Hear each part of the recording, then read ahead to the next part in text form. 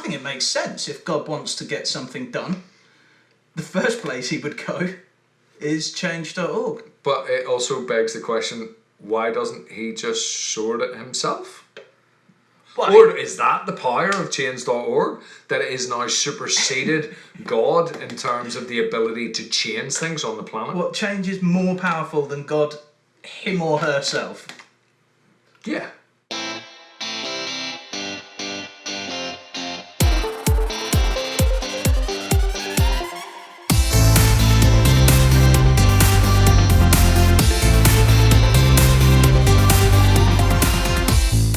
Welcome to episode 10 of the Inane Campaign Podcast, in which we delve into the most bizarre and silly online petitions and go head-to-head fighting it out to win support for our own inane campaigns. I'm Mark Rowe, and I'm joined this week in person, live and in person, by my good friend Andy Gleeks. Hello, mate. It is an absolute dream to be in the flesh with you, Mark. I'm so excited. Socially distanced, but in person. Yeah, I think if you got a tape measure between our shoulders, you will find that there is probably just about a metre, maybe more, and neither of our knees have got coronavirus. So, hopefully not, because that is the worst place to get coronavirus, is in the knees. Absolutely. It being a respiratory virus, your knees just can't hack it. Right, so once again, it's been an exciting week in the world of inane campaigns. Let's just talk through what happened, because right from the word go, the battle was on this week. I think we put them up at the end of recording last week's one, and within minutes, I had something like 5 signatures on my petition. You had a couple, and then again we had this situation where overnight or the next day, you went flying off ahead again. What did you do? Well, obviously, because it was about buying a comedian's narrowboat for comedians to use, I think I tapped into, like we said last week, I tapped into the market that I know, which is comedians on Facebook, and I tagged Paul Savage, who owns a narrowboat. I tagged him in a post, and obviously that went on his profile then as an update, and then I think I got my first main spurt of signatures from that, and then it stopped. Spectacularly dried up, didn't it? Absolutely. I took the opportunity, I was quite pleased with taking the opportunity to message Paul directly and offer him the opportunity to sign my petition this week, which he was less than complimentary about, you'd be surprised to hear. You showed me that message, and I did like the fact that he said, I'm completely team Gleeks. But yes, there was some colourful language used, which is, right up a comedian's street. Yeah, absolutely. But having had that knockback of Paul refusing to get involved with my campaign, he did wish me luck at the end of the message, and I took that and ran with it and put my petition, which was to get Tim Martin, who's the owner of Wetherspoons, to follow through on his promise to get rid of any EU-based products from Wetherspoons, and put that on some pro-EU groups on Facebook. And one of them on the Friday night accepted that post, and from there it just took off. And within 24 hours I was streets ahead of you. And that's why I effectively just resigned myself to another week of defeat, because you were too far in front. I think when I looked, it was about 70 or 80, and you've been through the process of logging in and seeing those numbers go up and up and up. I was logging in and seeing those numbers go up and up. You effectively ruined my weekend, Mark. Good, I'm glad. Yeah, you should be glad. I'm glad. And I managed to see you at a gig. We had a little rule that we put in place that if you were going to give up and wave the white flag and concede defeat, then really, like in a game of chess when you knock over your king and say, that's it, I can't win, you should have had to sign my petition. And you said you were going to, but you never did. And that left me thinking maybe Tea Time Takedown was coming and that you were going to come after me still.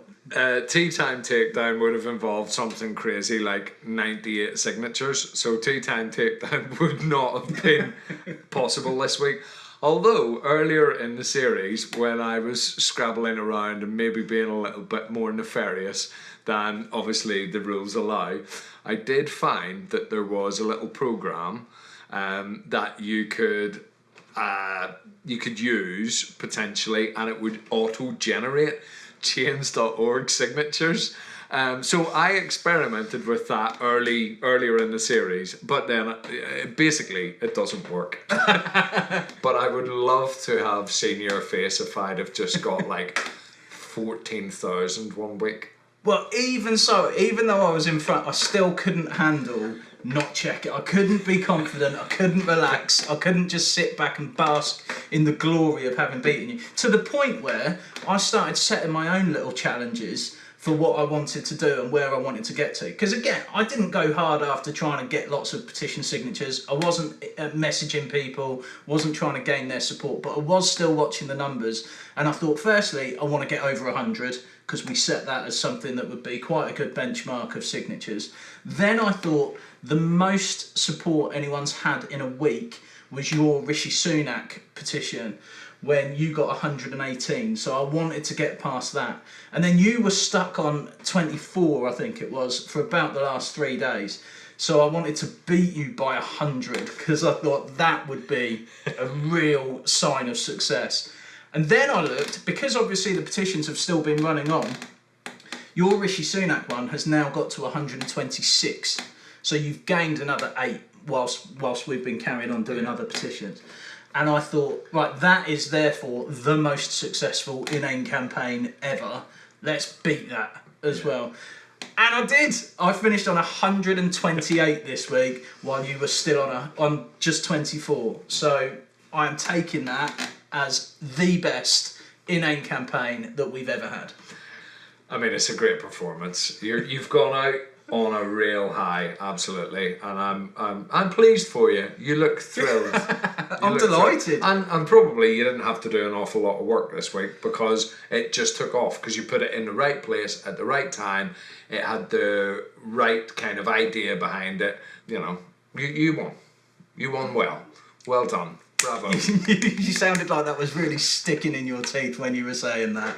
Well, a little. It's you know, I've got plenty of other things to celebrate, don't I? Well, anyway, over the course of you're right to say, you have won the series still, because you were so spectacularly far ahead right from the early episodes.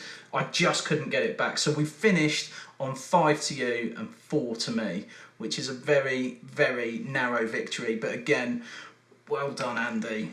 Well done on that.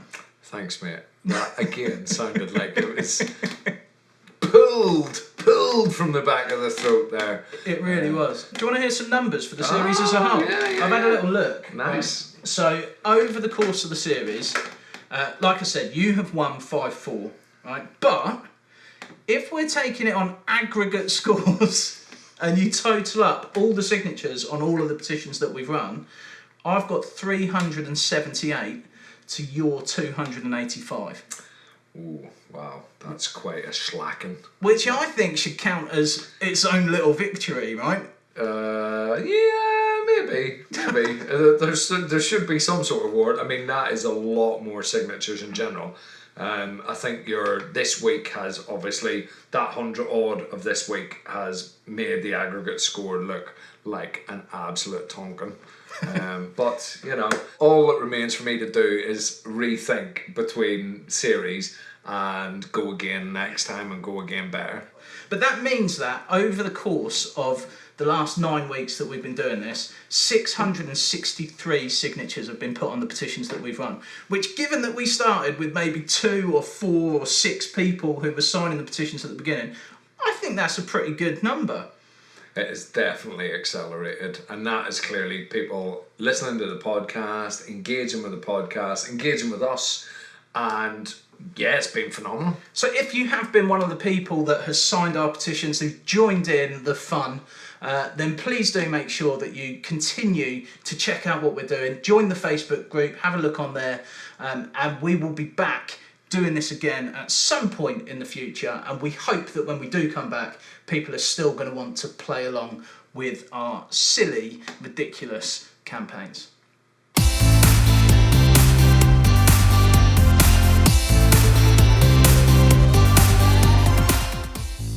So I'm assuming this week then, Andy, given that you waved the white flag so early, you've had plenty of time to be checking out other campaigns on Change. What have you seen? What have I seen this week? No, I'll have to look at my smartphone for this one just to remind myself. But as you know, I like a keyword. Yep. As ever, it's what I do. I've got to maximise my time. As a father of two, I only have limited windows in which I can do stuff like this. And I put in the term Jesus into change.org, and I messaged you during the week and I said, did you know that Jesus does not come up at all on change.org? And you went, I think you'll find he does. And there's like some sort of crazy amount. Jesus is everywhere, Andy, Jesus including everywhere. on Change. Oh, he is on change.org in a big way. But I like this because of obviously how divisive the EU referendum was in 2016. I think the person is clearly kind of riffing on that and using that as an idea. And basically the petition is now closed, unfortunately, so you can't go and sign it. But the petition is Jesus or Barabbas. Vote for the most famous referendum again.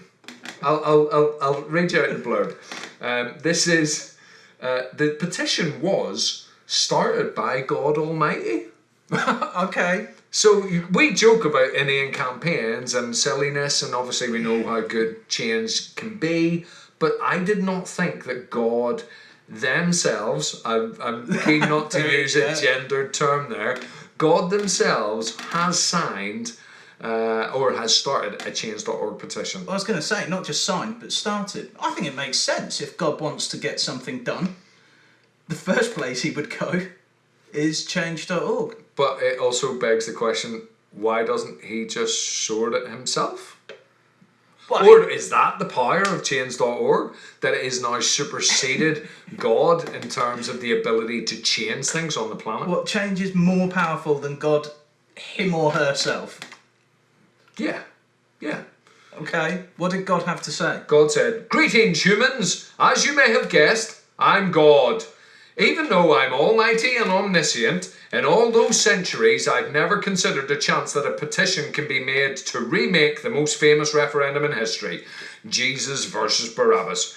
Meanwhile, after voting to leave the EU, British people are Googling to find out what the hell the EU actually is, and they even started an online petition for a second Brexit referendum.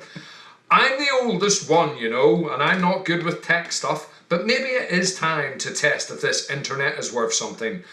On one side, we have Barabbas, a zealot, a terrorist, and a populist leader. In the other side, Jesus, a Messiah, unjustly condemned for having multiplied free food and ruining the food industry.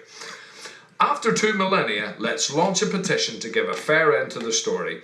If enough people will sign the petition, maybe I'll change my mind about Lost and LGBT communities." If Jesus wins, I promise the church will finally pay all their taxes. 2 millennia of exemptions are enough. Stand up and sign. Jesus wants you. I'm going to go out on a limb and suggest that maybe it wasn't God that started that petition. What makes you think that? It sort of smacks a little bit of bribery and corruption, doesn't it? I will only give you these things if you sign my petition. Not something that we would know much about. Yeah, but Old Testament God kind of worked in that kind of bargaining way, didn't he? He was always testing people's faith, and Abraham when he takes his son up the hill to slaughter his son.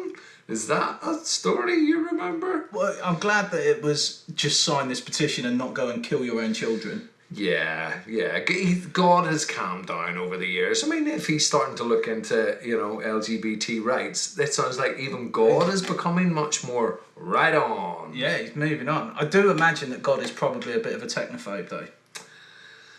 Yeah, he would strike me as somebody that you would really struggle. You'd probably have to show him how to copy and paste on a computer, wouldn't you? Also, miracles would be more difficult now to convince people it was a miracle, because you can do so much stuff.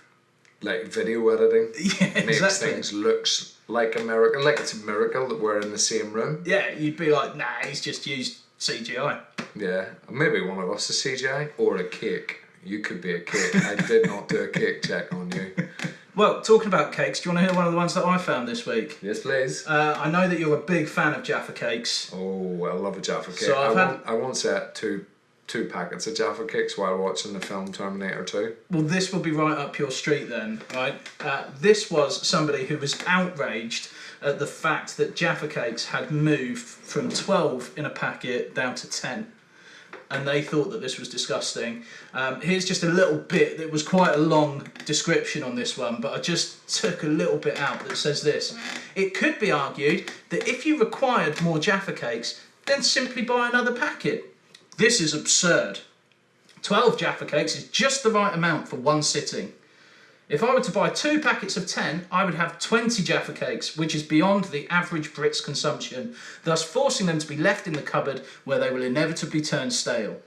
But you're saying that that's not right. You're saying that you managed 2 packs when they were still 12s in there. Easily. Easy done. Right? I don't know if you've watched Terminator 2, but it is the perfect film for eating Jaffa cakes too. I think we've discussed it on a previous one. I think we have. It's one of the films it's one of the few films you've actually watched. It's the film that I've seen. Yeah, one that I've seen. Anyway, it went on to say this. I still remember my first Jaffa cake. It had the surprising crunch of the chocolate on top. It was then followed by the gentle tangy taste of the orange jam. Finally, your teeth are cushioned by the soft embrace of the sponge bottom. And I just think we've talked in the past about some of these campaigns having quite a poetic element to them, and I think that the soft embrace of the sponge bottom, I think, encapsulates that beautifully. Yeah, the soft embrace of the sponge bottom sounds vaguely, I don't know. Yeah, it's got the body, it's got a bit of erotica in there, you know. I think we'll maybe just leave it where it is. Well, people were behind it, people were keen on this. You know, you can sign up and you can say reasons for signing. These were the ones that they put. My son is truly devastated by the loss of 2 Jaffa cakes in a pack. He is inconsolable. And also overweight. That's why he's inconsolable. He cannot maintain his fighting weight now. I mean, I just imagine this poor crying child blubbering into his empty Jaffa cake packet, mourning the loss of these 2 Jaffa cakes. Bereft, grieving over the empty spaces that have been denied him. This one was more of a call for action. They may take our lives, but they'll never take our Jaffas. Yeah, Mel Gibson, blue face. Has he got a blue face in Braveheart? I think so. Yeah. Yeah. Is it striped? Is it? Yeah, it's like the Scottish flag, isn't it? Yeah. Or is it all blue? No, is I he think not he's like got the Blue Man Group? No, he's not. Nor a Smurf. No, nor a Smurf. Okay, Mel Gibson defended William the Wallace was not a Smurf or in the Blue Man Group. Yeah. I don't know. I think we need to fact check that one. But yeah, Mel Gibson raging against the destruction, again, the theft of the Jaffa cakes. But this was the real selling point for me, right? This was the quote that they put at the end, just to make sure that everybody was on board and to really highlight the extent to which we should be taking this seriously. It says this. It's a quote from Albert Einstein. Whoa. Right? Which says, "The world will not be destroyed by those who do evil, but by those who watch without doing anything." I mean, he's hit the nail on the head there, hasn't he? Isn't there that other poem by, no, it's not a poem, but it's by Pastor Niemöller, which is, first they came for the such and such, Yeah. I did nothing, first they came for somebody else, I did nothing, and then they came for me, and there was nobody left to speak for me. He also was talking about Jaffa cakes. I think this is something we need to take on board for future, right? If we're going to do these campaigns, I think putting quotes on the bottom to encourage people to sign is probably key to our success. A quote per campaign. You're never going to believe what I've got a book of. Quotes? Yeah, 1001 famous quotations. So I will have a quote for every campaign that I come up with, Mark. You can select the most appropriate. I don't think they've got a section on Jaffa cakes though. this didn't apply particularly to Jaffa Cakes, it's just to common sense, isn't it? Yeah. It's appealing to people's better nature. That they came for the Jaffa Cakes. They came for 2 Jaffa Cakes, but I did not speak out because I wasn't that fond of Jaffa Cakes. And then they came for me and there was no Jaffa Cakes left. Yeah, I like that. Yeah. I think this is important. I think there should be 12 in a packet of Jaffa Cakes. It's like the crisps, isn't it? There's like, when you open a packet of crisps nowadays, you look in and there's a quarter of a packet in there.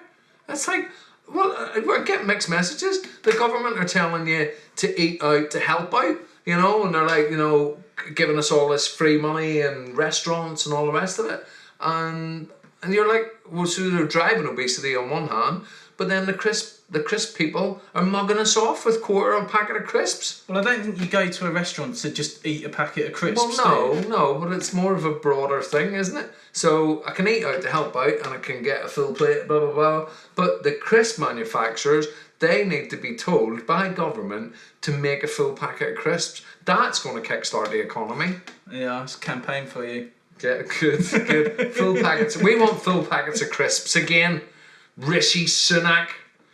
Right, let's give you another one. Okay, this was a good one. You'll like this. Short and sweet. Again, teach penguins to fly. Yeah. I think that's important. Please, it says, please, these birds only know how to swim, but I think we should also teach them to fly.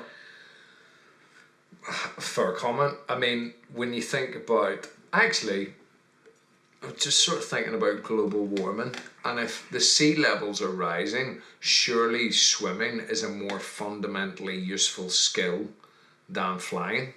Well, I don't know, if the sea levels are rising, if you can just fly continuously, then it's not going to have a problem however much they rise, is it? Yeah, I don't, even if you teach penguins to swim, teach penguins to fly, I don't think they're going to fly for very long, so it's not going to be that useful. I think that it would be a real challenge to consider how you might teach a penguin to fly. There's a really lovely children's book that I've got that I read to my kids where the penguin just desperately wants to fly. So he ends up joining the circus and becomes like the penguin cannonball. Oh, yeah. And he goes to fly, but he realises that he's gone off and run away from his friend. And actually what he wants more than flying is friendship. Oh, yeah. That's a real strong and important message. But you don't often see many penguins in the circus. Well, no, and certainly not being fired out of a cannon. No, I'd pay to see a penguin shot out of a cannon. I'd pay good money to see that. But I'd rather it was they shot them out of a cannon at a person. What, and the person's just got to try and catch the penguin? Yeah, or like just to mix things up on, like, you know, the medieval battlefield reenactments. You know, when people decide to become Civil War people, like Roundheads or Cavaliers, and they've got the muskets and all the rest of it. Just to spice those reenactments up, they should put penguins in the cannons. Because although that didn't happen in the Civil War, as far as I know, I just think it adds a modern spin, a modern surreal spin. I'm loving how you're doing this tonight, by the way, because I genuinely haven't spoken to you about what these campaigns are, but you have just again led me on beautifully to the next campaign where you were talking about medieval battles and all that kind of stuff. This one was to make Vanilla Ice have a go at jousting. I like it. The ultimate lame example of early 90s poor white man's rap, and then plunge him into medieval kind of Warcraft. Let's just see how he goes. But he wasn't even, because people always say this about Vanilla Ice, right? He wasn't even supposed to be this kind of bubblegum pop act. He was the original sort of Eminem. He was in with all of the hip hop rap scene, wasn't it? There's a brilliant story about, do you know Suge Knight? Oh, yes. How he hung Vanilla Ice out of a window by his ankles. Rob Van Winkle, his name is, isn't it? Vanilla Ice, right? But anyway, the campaign says this. You know you want to see this. We do want to see this. We definitely want to see this. Our favourite early 90s rapper and star of the Vanilla Ice project, Robert Matthew Van Winkle, has done a shocking lack of horseback combat. There are many Renaissance fairs across the US, and many of them have jousting. Jousting is probably the most exciting thing at these fairs, and we can all agree that seeing the most exciting rapper to do this would be amazing. To make sure that we can all see this, it should be live streamed online or on live television. Vanilla Ice should not be harmed. We want a fun joust, and for Robert Matthew Van Winkle to have fun doing it. We would like to ask Vanilla Ice to please consider this request. Right? But then they've done this, which is even better. In summation, this is what we would like to happen. These are the terms, right? Vanilla Ice to joust. The joust to be live, whether this be online or on live television. Vanilla Ice does not have to win, but it would be cool if he did. Vanilla Ice to remain safe and not be harmed in the joust. Optional, rapping before or after the joust. I think they've missed the trick. I think it should be rapping during the joust. I think that's what I want to see. Yeah, the perfect combination of two skills that aren't really that useful. You know, rapping, you know, unless you're a star, rapping's not a useful skill. It's a bit of skill. It's a bit of showmanship, isn't it? Yeah, musicality and showmanship. And then you've got jousting. Like, what's jousting about? You've got to knock another person off a horse. That's pointless as well.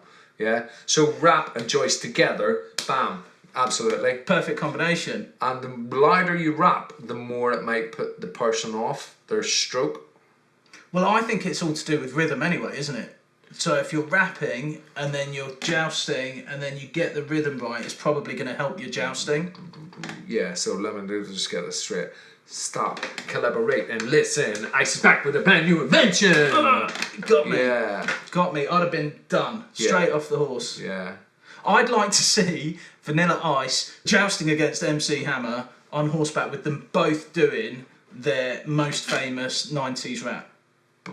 And obviously, if MC Hammer does do his is very apt for jousting, which is, you can't touch this. Yeah, well, that or stop. Hammer time. Done. Yeah. Brilliant. Yeah. Well, I think MC Hammer will win. Done. So maybe they shouldn't put Vanilla Ice on a horse because he's probably going to get beat. He's going to get harmed. You know, how can you not get harmed in jousting?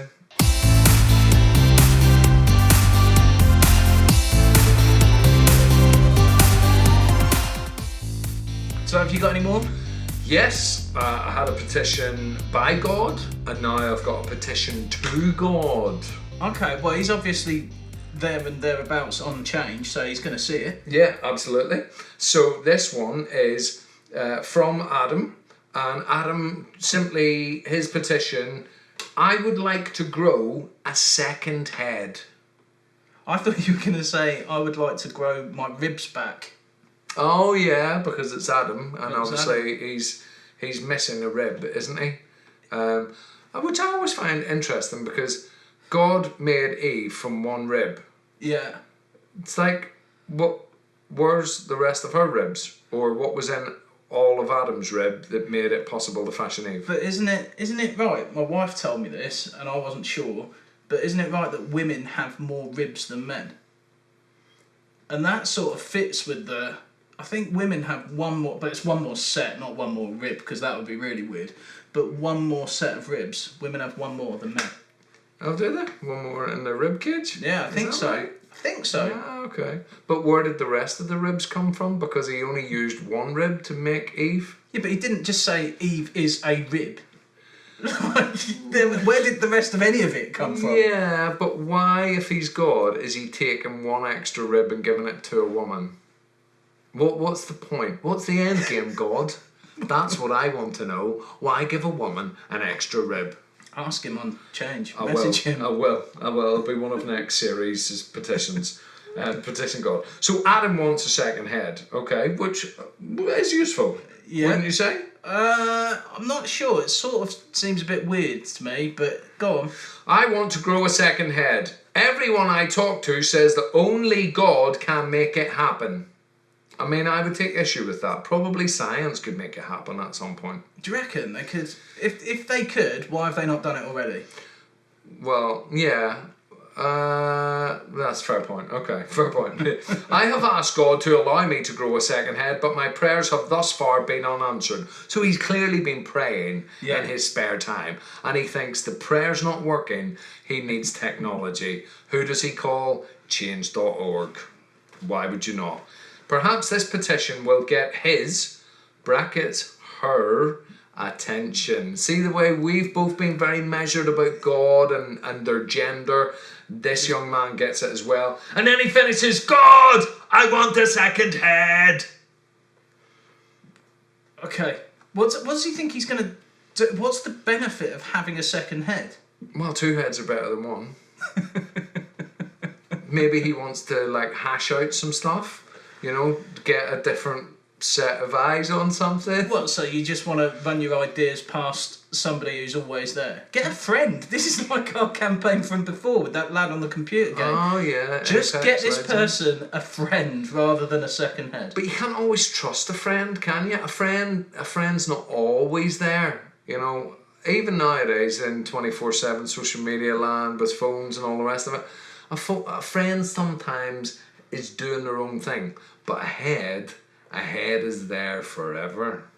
Well, that's true. Isn't it? I'm presuming this second head is short of you, but just got a slightly different take on things. Yeah, but then could you trust that? What if it was like all of the worst part of you? You know, it's sort of like the whole demon and angel sat on your shoulder, isn't it? Yeah. Ideally, you'd want 2 other heads, so you could just be normal, and then you could play off the good and bad sides of any decision that you've got to take.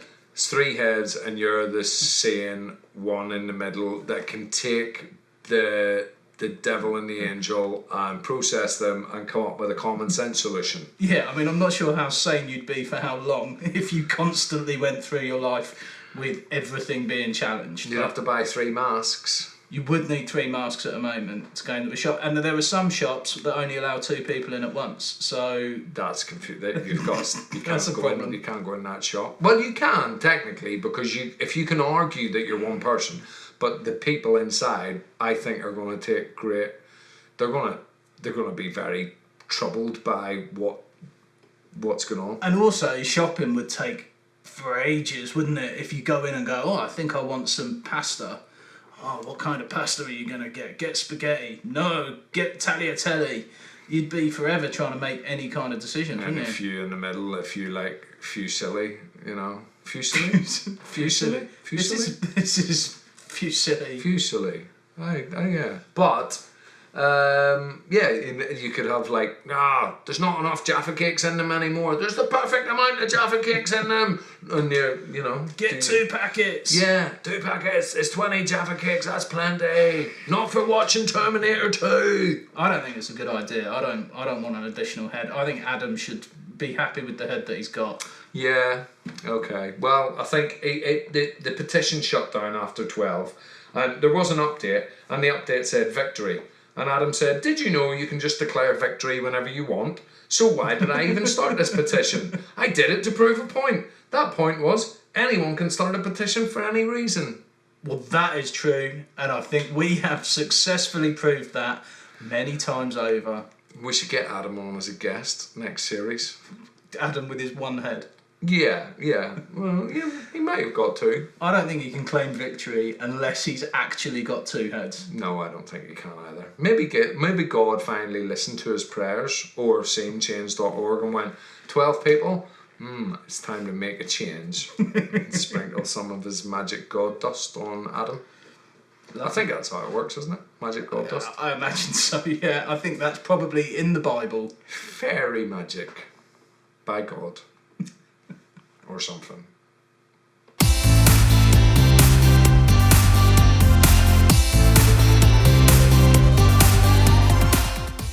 So because this is our last podcast of the series, we're not going to go head to head in a battle this week. But we've come up with a slightly different idea. You said a few weeks ago it would be good to run a campaign that we both aim at together. Before we tell everyone what that is, what have you enjoyed about the series that we've done so far? I think I've never really thought about change.org beyond, you know, the good stuff that it does. And I mean, I might have encountered silly petitions or whatever, but I've never really thought about it. Just to see the sheer amount of madness that is out there. And every week, like, I pick a word and I will find something, because there is like billions, I think there's billions of petitions on change.org now. And obviously the chances are there's going to be a crazy petition about something. And just finding the madness though, like, you know, a little lad starting a petition because he wants to put Kim Jong-un back on his family's wall. And that got loads of signatures, way more signatures than any of our single petitions have done. I just love stuff like that. I love the fact that the internet is a haven for freaks and weirdos and silliness and oddities, and change.org is a perfect playground for all that madness. Yeah, you're right, and it does do some good things, and we have talked about this in the past. There are obviously some really, really important petitions on there that do make an actual tangible difference to the world. Nothing that we're talking about, nothing that we're doing does anything remotely like that and do any kind of good in the world. But it is a lot of fun. There is a lot of silly stuff. I really enjoyed the one that you found about Jimmy Kimmel and his outrage at people basically doing what we do and just putting silly stuff on Change. And in doing so, launched his own Inane Campaign. So that's been a lot of fun. I've also really enjoyed the competitive element of it. Although at times it has driven me slightly mad and very close to the brink of insanity with watching the numbers, particularly the week where we were head to head all week and it just kept going away and going away and going away. And it actually made me like scream out at times about how furious I was with these petitions and the signatures. It is quite nice, and when you get those moments where you get on a streak and the numbers just keep going up and going up and going up and you can watch it happen sort of live in front of you, that is quite a nice feeling, and it has been a lot of fun doing that. Yeah, and never forget that what you're doing is a connection. It's a silly connection, and regardless of how you've done it, you have managed to make that connection and get somebody to see into your head for a brief time. Embrace the silliness of the Inane Campaign podcast, and when they sign that petition, they're effectively validating everything that we do, and that makes it sound grandiose and huge and all, but it's a bit of silliness, and we all need a bit of silliness nowadays, let's face it. Absolutely. Right, so we've got one more campaign then, one that we're going to work together on, okay? And I think this is probably the most important campaign that we have ever run. So the campaign this week is going to be bring back the Inane Campaign Podcast. I think that's a genius idea, Mark. I think, yes, absolutely. We're too far down the rabbit hole now. We need to come back. We want to keep doing this. Well, I'd like to come back. I do want a break. I want to put it to one side for a little while and just have a bit of a break. But I do think it would be nice to come back. But I think we should only really agree to come back if people are on board and signing a petition to say that they want more of the Inane Campaign Podcast. So I think that it should be this. The biggest campaign that we've done was this week. I got 128 signatures. So I think we'll launch this campaign, and until we get 129 signatures, we're not allowed to come back and do any more. That's a lot of signatures, Mark. It is a lot of signatures, but I have faith. I have faith in your ability and my ability. If we channel our energy together into getting people to sign the petition, I hope we'll find enough people who agree that what we're doing is worthwhile. Do we use that word? Worthwhile enough for them to take 2 minutes to sign a petition and get us back doing this again. Yeah, it's about 65 signatures each. I think we can manage that. We can do that. We can do that. Especially now that we're pros. Alright, so I've written a little blurb. Do you want to hear the blurb? Let's do it. Alright, so this is what I put. We'll put this on Change and see how we get on. For the last 10 weeks, Mark Rowe and Andy Gleeks have been engaged in a battle fiercer than when the Spartans fought the Trojans, more intense than when Ali took on Foreman, and more brutal than when Kevin McAllister went toe-to-toe with the Wet Bandits. The outcome has been a series of campaigns that have sought to make the world a better place, or at least a silly place. Alright, a place that isn't really different, apart from now having some poorly written puns that are being used to convince people to sign a petition that will have absolutely zero tangible effect. They've fought to make the Isle of Man less sexist, to make the Prime Minister more responsible by giving him a giraffe, and to turn Big Ben into the world's biggest cuckoo clock. But they have at least recorded all of this for posterity, or rather absurdity, in their weekly podcast cunningly titled The Inane Campaign. In doing so, they have solved none of life's great mysteries, but have discovered which famous band should be hunted for sport, what would be a better name for snakes and other dangerous animals, and why American TV host Jimmy Kimmel would be furious with this podcast. It's been fun, unpredictable, and very often bizarre, and has pushed the boundaries of both of their sanity, as they've become increasingly competitive in a bid to get one over each other and take the crown of most inane campaign. It's taken its toll emotionally and led to accusations of cheating and dirty tactics, so now they will fight no longer. Andy and Mark are going away for now, at least for a little while. But we, the undersigned, want this to be au revoir and not goodbye, and would like to see them bring back the Inane Campaign in the not too distant future.